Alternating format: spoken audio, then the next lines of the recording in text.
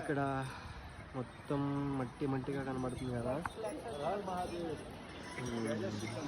అదే ఫ్లడ్స్ వచ్చినప్పుడు మొత్తం ఇదంతా కొట్టుకుని పోయిందంట. ఆ కింద వరకు మీకు ఎఫెక్ట్ కనిపిస్తుంది. అటువైపు ఉండే రూటు ఇటువైపు మార్చారు.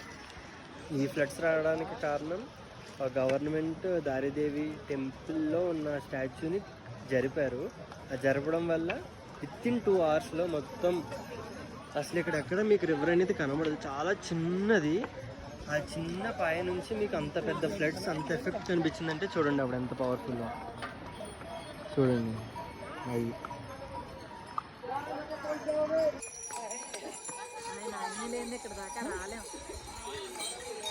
ఇది కదా గాయస్.